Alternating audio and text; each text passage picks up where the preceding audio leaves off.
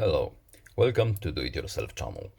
Today I will show you where to find and how to access your notification history in Samsung Galaxy S22 Ultra.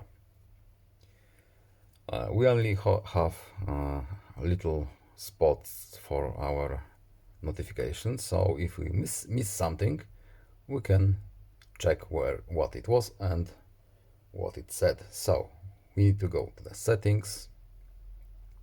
Here we have notifications, and here advanced settings.